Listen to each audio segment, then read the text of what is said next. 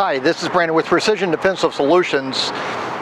Today it's kind of a nice day, a little overcast. Thought I'd come out in the parking lot and do a couple of videos. Hopefully the background noise isn't too bad. I want to talk a little bit today about the mindset that some people have of what an actual gunfight looks like. And a lot of times it centers around, what we're seeing in the movies, on TV, and things like that. But there's a lot of myths to this that I think is a really, really big problem. Twice this past weekend at the annual meetings, the NRA annual meeting in Atlanta, I heard on a couple of different occasions where people were talking about gunfights. The first one I want to talk about is distance.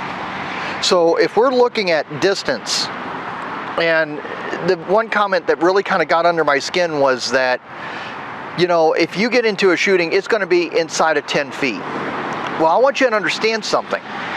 Inside at 9 to 10 feet, you're talking 3 to 3.5 arms length in reach. If somebody takes two steps, they're on top of you, and they can literally take your gun away. That's a dangerous distance to get into, to draw your gun in. And we can talk about training of moving off the X and things like that, but a lot of times in real life gunfights, people end up just standing and delivering. Or they'll move and then they'll pop up and stand and deliver. They're not moving and shooting like a lot of times we do in training. That's not what actually happens. If you want to see that, just go look at active self-protection and see what's on the videos, and that will show you what is actually happening in these things. We need to stop working from the myths and start working from what reality is, what the likelihood is. And these people that claim to be self-defense experts, but they've got a handful of training classes or things like that over the past 5-10 years, versus somebody like me that's got more than 3 decades of self-defense instruction that I've been teaching, more than 40 years of teaching self-defense and personal protection, that we look at it a little bit different. These people who don't look at human performance factors in it, or distance and things, and they go by this myth. We need to stop all that bullshit. It really, really pisses me off. The other one is that I was standing at a booth with a friend of mine at the annual meeting, and I'll tell you, it was the Shadow Systems booth, and this guy was talking to the guy that does the videos for Shadow Systems all the time, does the weekly videos, and he literally looked at him and goes, "Don't even get me started on these," and he pointed at an optic on a pistol. And he's like, "I've been in shootings and I know, and I never even saw my sights." If he didn't see his sights, he would have been missing his targets. Okay? You may not consciously remember seeing your sights, but you're seeing something if you're getting your hits.